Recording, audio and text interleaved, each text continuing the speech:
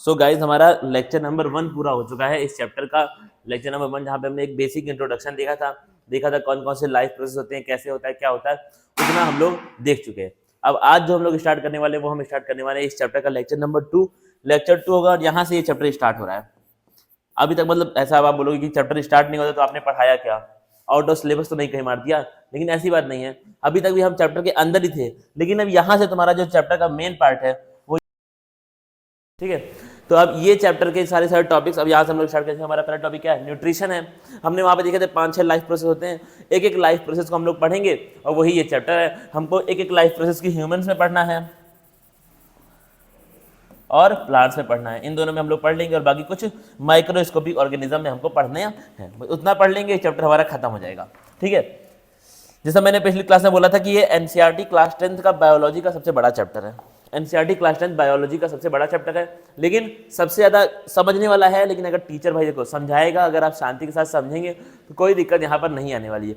अगर आपने अभी से स्टार्ट कर दिया तो आप बहुत आगे हो, बहुत सारे बच्चों से बहुत आगे हो। अप्रैल मई में क्लासेस स्टार्ट होती हैं, शायद मार्च के लास्ट एंड में स्टार्ट होती है बहुत सारे स्कूल्स में 10th क्लास, और हम लोग फरवरी में स्टार्ट कर रहे हैं, तो हम लोग बहुत आगे हैं। लेकिन देखना, आप इसको समझना एक चीज़, अगर मैं तुमको समझाऊँ तो दिक्कत क्या होती है कि अभी तो आप शुरू में स्टार्ट कर देते हो, लेकिन आप इस चीज़ को फॉलो नहीं कर पाते हो।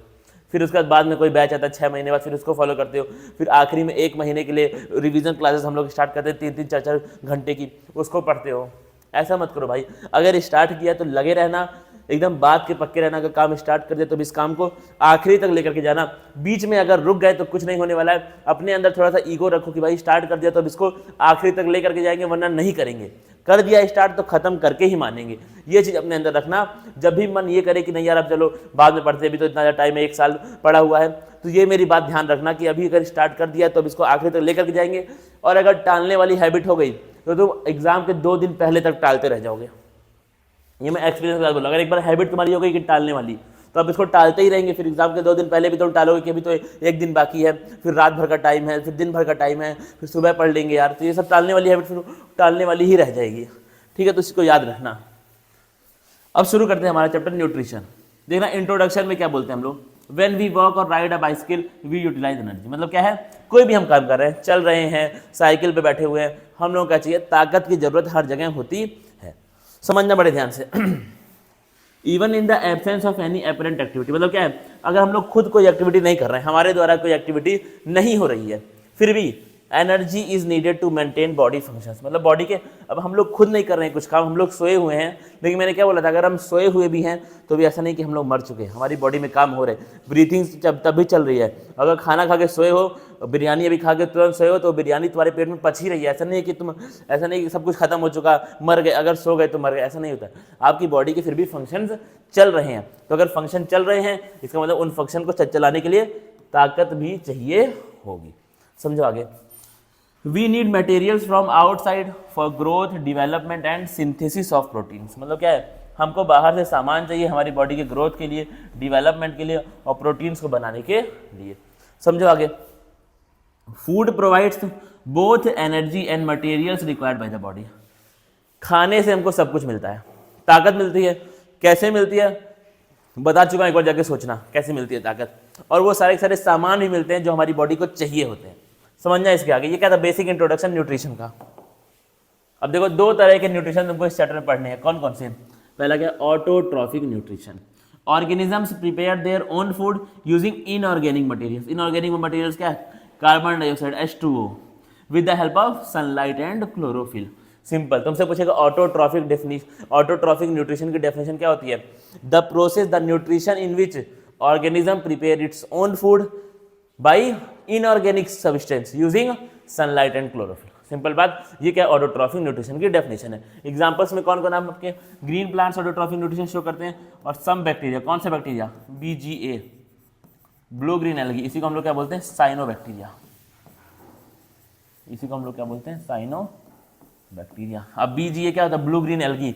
मतलब नाम में तो एल्गी है, लेकिन है क्या, बैक्टीरिया। क्योंकि नाम का अपने पक्का नहीं है, नाम में एल्गी है लेकिन ये रियल में क्या है, बैक्टीरिया है। समझना बड़े ध्यान से। Heterotrophic nutrition, organisms depend on other organisms for their food. मतलब क्या है, इसमें क्या होता है, एक ऑर्गेनिज्म दूसरे ऑर्गेनिज्म पे डिपेंडेंट है अपने खाने की जरूरतों को पूरा करने के लिए। They require complex substances which are broken down into simpler ones with the help of enzyme. मतलब क्या होता है, ये लोग कॉम्प्लेक्स सब्सटेंस को खाएंगे जिसको हम लोग सिंपलर फॉर्म में बॉडी तोड़ती है, किसकी हेल्प से, एंजाइम की हेल्प से। डिटेल में पढ़ेंगे ह्यूमन डाइजेस्टिव सिस्टम प्रॉपर एकदम। कौन आ गया इसमें, एनिमल्स और फंगी। अब देखो आगे, ऑटोट्रॉफिक न्यूट्रिशन एंड फोटोसिंथेसिस।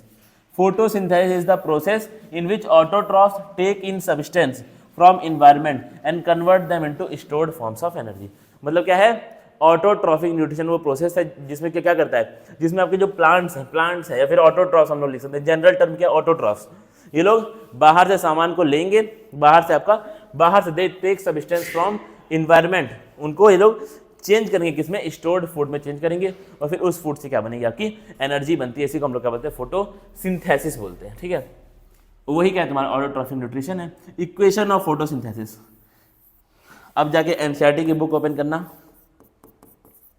या आपको एनसीईआरटी से खोज करके लेकर के आना है। यहाँ पर आपको लिखना है इक्वेशन ऑफ फोटोसिंथेसिस। अगले क्लास में इसको मैं बताने वाला हूँ, अगर नहीं लेकर के आओगे तो अगली क्लास में बताएंगे। एनसीईआरटी थोड़ा सा भाई देखो, ये नोट्स आप पढ़ लिया, इस नोट्स को आपने बना लिया, अपनी कॉपी में लिख लिया, उसके बाद भी आपको एनसीईआरटी की बुक पढ़नी पड़ेगी। इसलिए बोला कि ये मैं इसलिए मैंने होमवर्क दिया है कि आप अगर एनसीईआरटी, अगर ये होमवर्क पूरा करना है तो हमको एनसीईआरटी खोलनी पड़ेगी, और वो एनसीईआरटी के शुरू के, आज का लेक्चर होने के बाद शुरू के 3 पेज तक पढ़ लेना।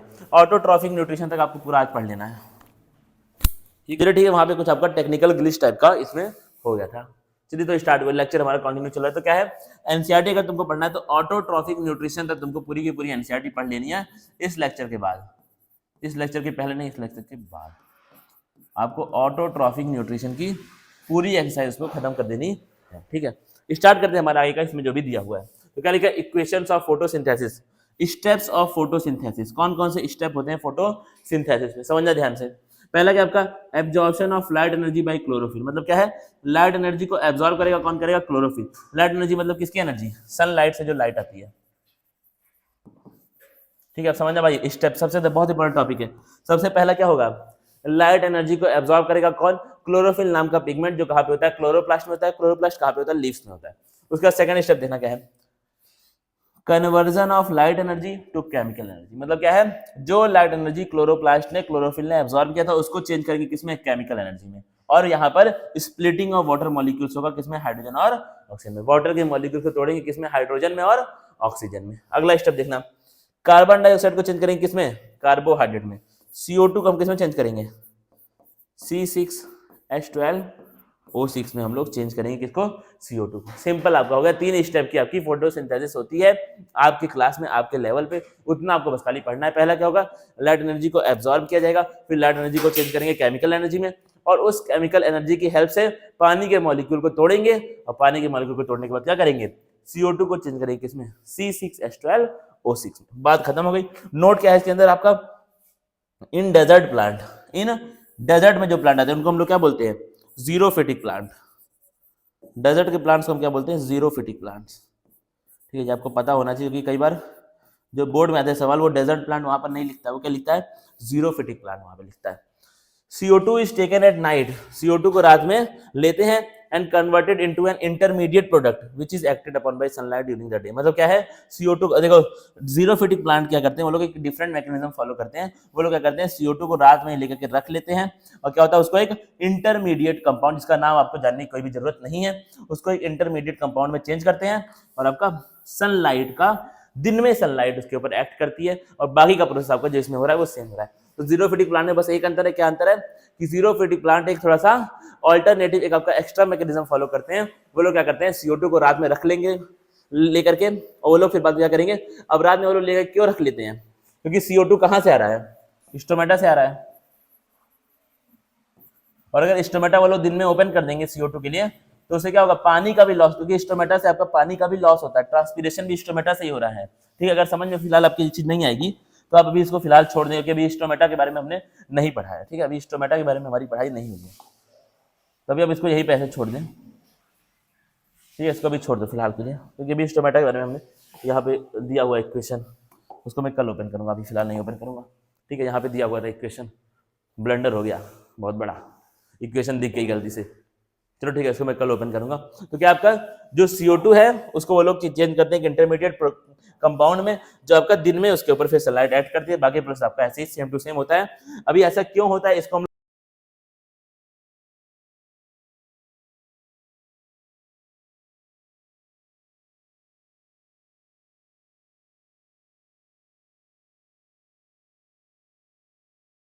फिर से एक बार आपका ये जो माइक की बैटरी थी, माइक की जो चार्जिंग थी वो आपकी खत्म हो गई थी, थोड़ा सा मुझे माइक को चार्ज करना पड़ गया। हम लोग कहाँ पर थे, हाँ ये हमारा हो गया था, ये जो डेजर्ट प्लांट का हम लोग देख रहे हैं, शायद यहाँ पर आपकी आवाज़ थोड़ी सी चली गई थी। तो थोड़ा सा हम लोग डेजर्ट प्लांट के बारे में यहाँ पे देख रहे थे कि जो डेजर्ट प्लांट होते हैं उन लोगों के अंदर एक आपका एक्स्ट्रा मैकेनिज्म होता है। वो मैकेनिज्म क्या है आपका, कि वो लोग रात में ही CO2 को लेकर के रख लेते हैं। रात में ही क्यों लेकर के रख लेते हैं ये हम लोग पढ़ेंगे स्टोमेटा को पढ़ने के बाद। अभी आप इसको फैक्ट की तरह समझो कि ये लोग रात में CO2 को लेकर के रख लेते हैं और करते क्या है, उसको एक इंटरमीडिएट कंपाउंड में चेंज कर देते हैं, जिसको बाद में दिन के टाइम जब आपकी सनलाइट आती है तो उसके ऊपर एक्ट करता है वो सनलाइट, और आपका बाकी प्रोसेस जो है वो सेम रहता है। बस आपका थोड़ा सा अंतर है जीरोफिटिक या फिर डेजर्ट प्लांट में। डेजर्ट प्लांट को हम लोग टर्म क्या यूज करते हैं, जीरोफिटिक प्लांट हम लोग यूज करते हैं। बस ये बात आपकी वहां पे हमने पढ़ी थी। अब स्टोरेज ऑफ फूड हम लोग देख सकते हैं कि आपका खाना किस फॉर्म में स्टोर होता है, प्लांट्स में और ह्यूमंस में। प्लांट में होता है स्टोर स्टार्च के फॉर्म में, और ह्यूमंस में होता है स्टोर किसके फॉर्म में, ग्लाइकोजन की फॉर्म में खाना स्टोर होता है। अगला देखना, स्ट्रक्चर ऑफ लीफ देखना बड़े ध्यान से। लीफ का स्ट्रक्चर कैसा होता है, cross section of leaf diagram NCERT की बुक से मैंने उठाया डायरेक्ट।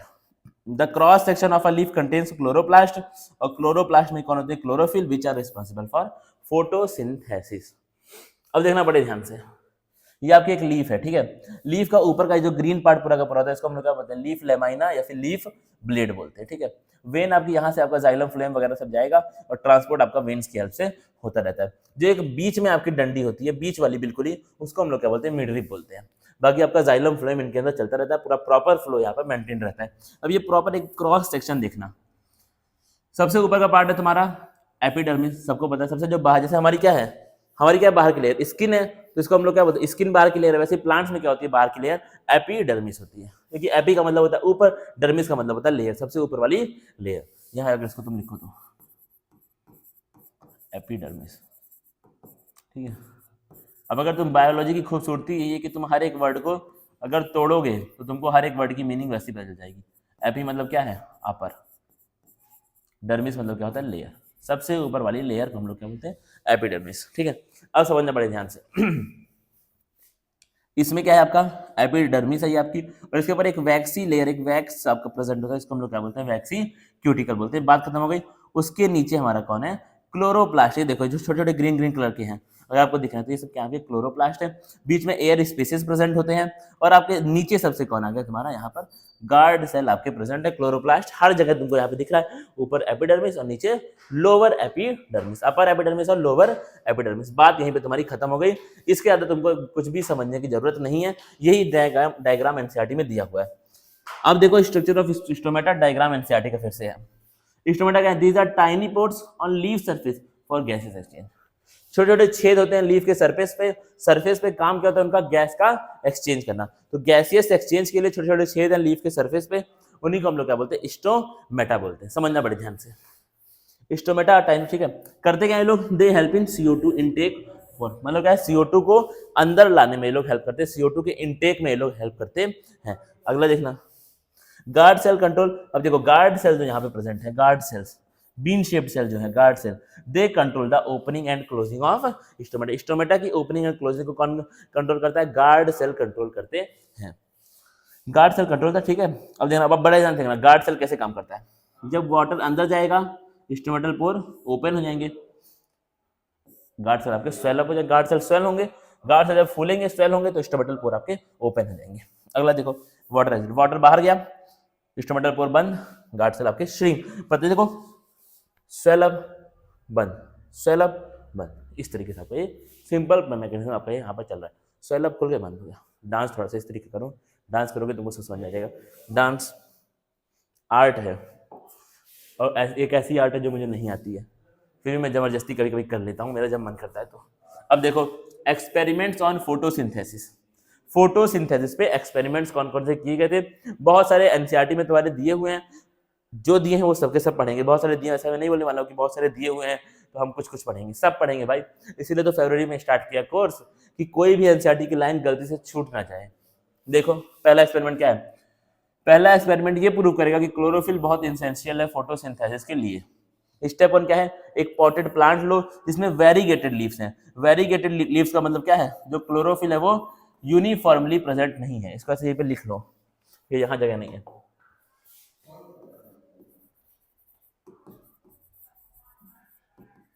ये देखो वेरीगेटेड लीव्स, लिखो ध्यान से, लीफ इन विच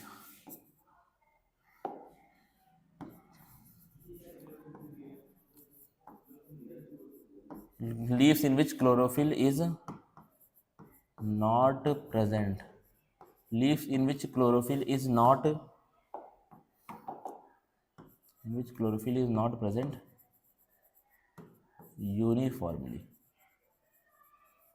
ऐसी लीव्स जहां पर क्लोरोफिल जो है वो यूनिफॉर्मली प्रेजेंट नहीं होता, उसी को हम लोग क्या बोलते हैं, वेरीगेटेड लीव्स बोलते हैं। सिंपल बात है, इसको लिख लेना, स्क्रीनशॉट खींच लो अपना, या फिर 4-5 लाइन का शब्द है उसको लिख लो, 4-5 लाइन का सेंटेंस है उसको, उल्टा बोल रहा हूँ भाई, 4-5 शब्दों का लाइन है उसको लिख लो, दिमाग ही नहीं काम कर रहा है। अब देखो क्या लिख दिया, keep it in a dark room, क्या कर दो इसको डार्क रूम में रख दो, जिससे क्या पूरा खाना खर्च जाए, बिल्कुल भी स्टार्च वहां पर ना बचे, ठीक है। वेरीगेटेड लीव्स से मतलब, अब देखो वेरीगेटेड लीव्स का एग्जांपल भी है, तो क्रोटॉन का प्लांट ले आओ, ये क्रोटॉन का प्लांट पता नहीं क्या होता है, लेकिन मनी प्लांट तो सबने देखा होगा, क्रोटॉन मुझे भी नहीं पता, लेकिन मनी प्लांट हम सबने देखा होगा, 90% बच्चों ने देखा होगा जो खुश नसीब है, जिसने नहीं देखा है वो भी खुश नसीब है, वो अभी देख सकते हैं, उनके पास मौका है जाके घर पे देखने का, ठीक है, नेटवर्क सबके पास है। अब देखो क्या लिख दिया, expose it to sunlight for 6 hours, क्या करो उसके अंदर से पूरे स्टार्च, उसको 3 दिन तक एकदम क्या कर दो, डार्क रूम में रख दो, स्टार्च पूरा का पूरा खत्म हो जाए, फिर उसको सनलाइट में रखो 6 घंटे के लिए, वहां से एक लीफ को बाहर निकालो,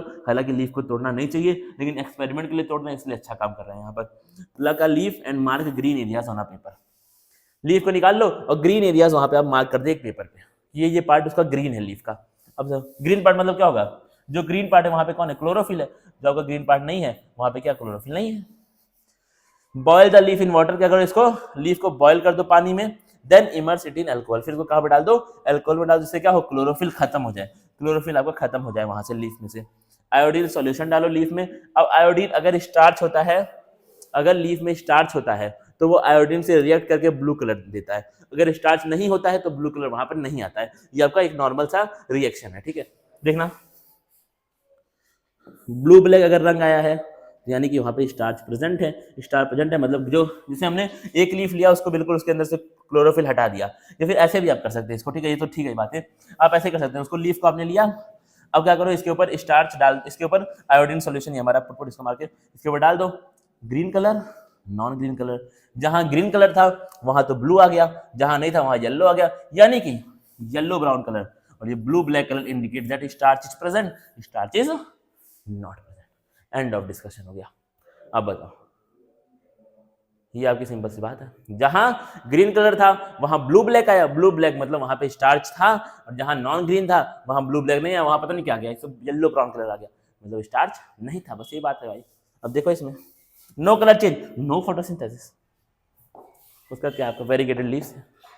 experiment 2, CO2 is essential for photosynthesis, मतलब फोटोसिंथेसिस के लिए CO2 इंपॉर्टेंट है। देखना कैसे, 2 पॉटेड प्लांट लो, मतलब पॉट्स वाले प्लांट लो जो दोनों बने हुए एनसीईआरटी का डायग्राम है, फिर से उनको डार्क में रख दो 3 दिन के लिए, पूरा स्टार्च उनके अंदर से खत्म हो जाएगा। Each plant on a glass plate under separate bail jars, एक ग्लास प्लेट पे अपना आपका एक सेपरेट बेल जार्स में दोनों को रख दो, बेल जार मतलब उसको उठा के से प्लांट के ऊपर रख दो उसको, bell jar. Place a watch glass, एक जार में तुमको एक वॉच ग्लास एक कटोरी में लगा के पोटेशियम हाइड्रोक्साइड यहाँ पर रख देना है, लेकिन एक में इसमें मत रखना, ठीक है, क्योंकि पोटेशियम हाइड्रोक्साइड को रखने का रीजन है, रीजन क्या भी आ रहा है सामने निकल के, ठीक है। पोटेशियम हाइड्रोक्साइड, या KOH कौन है भाई, ये नई चीज है क्या कुछ, के मतलब पोटेशियम, OH मतलब हाइड्रोक्साइड, पोटेशियम हाइड्रोक्साइड क्या करता है, कार्बन डाइऑक्साइड को एब्जॉर्ब कर लेता, यानी कि यहां से पूरी कार्बन डाइऑक्साइड को सोख लिया गया है, यहां पे ऐसा कुछ नहीं किया गया, यानी कि यहां पे अभी भी कार्बन डाइऑक्साइड मौजूद है। Seal the bottom of both the jars with Vaseline, Vaseline ले अपने घर में रखे हुए होठ में, वैसलीन लगा ना होठ में, तो आपको वैसलीन को लगा के इसको बेल जार को बिल्कुल सील कर दो, बेल जार को एकदम, कि मतलब बाहर से कुछ नहीं आ सकता, बाहर और अंदर का कांटेक्ट खत्म हो चुका है, अब बात बाहर से नहीं होने वाली है। दोनों प्लांट को सनलाइट में रखो 2 घंटे के लिए।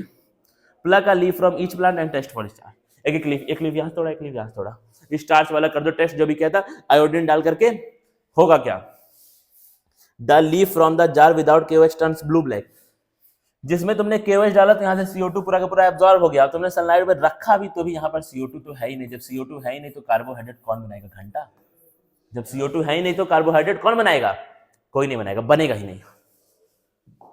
कौन बनाएगा, बनेगा ही नहीं, बात खत्म हो गई। देखो थोड़ा मैं देखने के लिए क्या था कि मेरा चेहरा हो रहा कैसे आ रहा है, देखो। The leave from the jar with KOH does not turn blue black.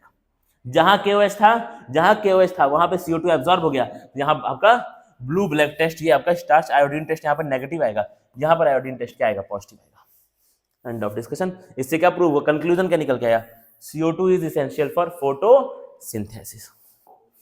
अगला एक्सपेरिमेंट आप कुछ नहीं क्या, हाँ एक्सपेरिमेंट 3 क्या बोल रहा है, sunlight is essential for photosynthesis. ये हमको अब सनलाइट को प्रूव करना है।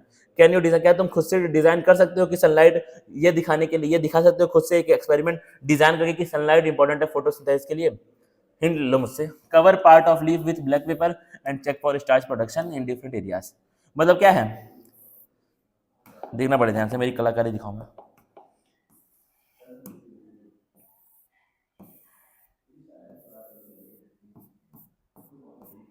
रुको भाई, देखो इसको दिख भी रहा है कि नहीं, हरे कलर की बड़ी प्यारी लीफ बनी है भाई, बहुत खूबसूरत लीफ है। देखो क्या है, इस लीफ को क्या करो, आधे पार्ट को ब्लैक पेपर से कवर कर दो। ब्लैक पेपर कैसे बनेगा यार, अरे व्हाइट पेपर, ब्लैक पेपर कहाँ बनेगा, बता रहा हूँ मेरे, बड़ी खतरनाक बनाने वाला हूँ मैं यहाँ पर। ये लो, एक में लिया है व्हाइट पेपर और कवर, इसको क्या हुआ यार, वैसे बैकग्राउंड फ्रेम बने वैसे नहीं चाहिए, फ्रेम खाली है कुछ, फ्रेम खत्म, ठीक है। अब ये क्या मैंने लिया है, ठीक है, अब देखना बढ़िया से, बड़ा अच्छा बड़ा खूबसूरत में बना गया। इसको क्या किया मैंने, व्हाइट पेपर से कवर कर दिया। यहाँ लिखा ब्लैक पेपर, लेकिन हम इसकी बात नहीं मानेंगे, हम व्हाइट पेपर लेके आएंगे, ठीक है। क्यों नहीं मैंने लिया यहाँ पे ब्लैक पेपर, समझ में आ रहा होगा, चलो ठीक है करेंगे। व्हाइट पेपर लिया यहाँ पर, अब क्या किया, अब हमने इसको डाल दिया सनलाइट में, ठीक है, डाल सनलाइट। अब देखना ये जो एक्सपोज्ड पार्ट है, ये जो एक्सपोज्ड पार्ट है ये वाला, मैं इसको मार्क करूंगा थोड़ा सा यहाँ पे टेक्नोलॉजी का इस्तेमाल। ये जो आपको क्या है, एक्सपोज्ड पार्ट है, मान लो इतने पार्ट मैंने लिया, और एक ये जो आपका ढका हुआ पार्ट है, ठीक है। यहां पर करोगे स्टार्च टेस्ट, ब्लैक कलर नहीं, यहां पे करोगे स्टार्च टेस्ट, पॉजिटिव आएगा, यहां पे करोगे नेगेटिव आएगा। इससे क्या प्रूव होगा कि सनलाइट जिस पार्ट में पड़ी, स्टार्च वहीं पर पड़ा, वहीं पर बना, मतलब फोटोसिंथेसिस उसी पार्ट में हुई जहां पर सनलाइट थी। जहां सनलाइट नहीं थी वहां पर फोटोसिंथेसिस का प्रोसेस नहीं हुआ है, नहीं हुआ है, नहीं। सनलाइट का भी आपका हो गया, खत्म बात भाई, एक्सपेरिमेंट कर दिया तुरंत। अभी देखो यहाँ मैंने कर दिया, मेहनत करने वाली कोई चीज ही नहीं दुनिया में। अब देखो प्लांट को उनके रॉ मटेरियल्स या फिर फोटोसिंथेसिस में जो जो चीजें इंपॉर्टेंट हैं, जो जो चीजें फोटोसिंथेसिस में इंपॉर्टेंट है वो कहाँ से मिलती हैं, या फिर बाकी भी आपको फोटो नहीं, बाकी भी जहाँ पे जो भी चीजें इंपॉर्टेंट होगी, यहाँ पे नाइट्रोजन भी आ गया। तो नाइट्रोजन का ऐसा कोई प्राइमरी रोल फोटोसिंथेसिस में तो नहीं होता, लेकिन प्लांट के लिए नाइट्रोजन का बहुत बड़ा रोल है, लिखा भी है। देखो क्या है, कार्बन डाइऑक्साइड कहाँ से मिलती है, एटमॉस्फेयर से मिलती है, एब्जॉर्ब थ्रू द स्टोमेटा। पानी कहाँ से मिलता है, सॉइल से मिलता है, एब्जॉर्ब बाय रूट, रूट से, सॉइल में आपका, सॉइल में मिट्टी में पानी है, रूट्स के थ्रू आपका सॉइल आपका प्लांट में पहुंच जाता है, सॉरी पानी आपका प्लांट में पहुंच जाता है। नाइट्रोजन कहाँ से मिलता है, सॉइल से मिलता है, सॉइल में आपका, सॉइल में भर भर के मिनरल्स हैं, पानी के साथ साथ प्लांट को सारे मिनरल्स कहाँ से मिलते हैं, सॉइल से मिलते हैं। ये आपका क्या है, पोटेशियम, पोटेशियम है पी, फॉस्फोरस को बोलते हैं भाई। आयरन मैग्नीशियम कहाँ से मिलता है, सॉइल से मिलता है। Nitrogen is essential for synthesis of protein, protein वगैरह बनाने के लिए नाइट्रोजन का बहुत बड़ा काम है। नाइट्रोजनस बेस बनते हैं, अगर आपको पढ़ोगे आगे जाकर के कभी याद करना। उसके बाद भी कुछ है क्या, कंक्लूजन के बाद क्या होता है, कुछ नहीं होता है। अब देखो इस चैप्टर, अभी तक आज के लेक्चर में हमने क्या क्या चीजें पढ़ी, बड़ा बेसिक लेक्चर था। और एक बात बताऊं खुशी की, तुमने जितना एनसीईआरटी या फोटोसिंथेसिस दिया है विथ एक्सपेरिमेंट सारा का सारा पढ़ लिया। वो रिएक्शन भाई, वो इक्वेशन मुझे बना के दिखाना, ठीक है, वो तुम्हारी जिम्मेदारी है। उसको पढ़ के, उसको लिख करके आप कमेंट्स में उसको बना देना इक्वेशन को, और मैं कल क्लास में उसको डिस्कस कर लूंगा। Autotroph synthesise food using photosynthesis, heterotroph depend on autotroph for survival. सबको पता है ऑटोट्रॉफ फोटोसिंथेसिस की हेल्प से अपने खाने को बनाते हैं, और हेट्रोट्रॉफ ऑटोट्रॉफ पे डिपेंड होते हैं जिंदा रहने के लिए, खाने पीने के लिए। Stomata regulates gaseous exchange for photosynthesis, मतलब क्या है, स्टोमेटा की हेल्प से आपका गैसियस एक्सचेंज होता है फोटोसिंथेसिस के लिए। इसेंशियल रिक्वायरमेंट्स फॉर फोटोसिंथेसिस, मतलब कौन कौन सामान है जो फोटोसिंथेसिस के लिए चाहिए ही चाहिए। क्लोरोफिल चाहिए, सनलाइट चाहिए, कार्बन डाइऑक्साइड चाहिए, वाटर चाहिए। क्लोरोफिल कहाँ से मिलता है, होता है लीव्स में। सनलाइट कहाँ से मिलती है, सन से मिलती है। कार्बन डाइऑक्साइड कहाँ से मिलता है, एटमॉस्फेयर से मिलता है। पानी कहाँ से मिलता है, सॉइल से मिलता है। लेक्चर हमारा क्या हो चुका है, यहाँ पे खत्म हो चुका है। इतना छोटा सा लेक्चर है भाई, हर एक टॉपिक तुम्हारा, एनसीईआरटी का कोई टॉपिक छोड़ना ही नहीं है, और एनसीईआरटी कोई भी लाइन छोड़नी ही नहीं है, ये तुमसे वादा है मेरा। चलते हैं फिर आगे, हम लोग अगले लेक्चर में मिलेंगे। आज के लिए आपका फिलहाल इतना ही चीजें चल रही हैं, मिलते हैं फिर। Thank you guys.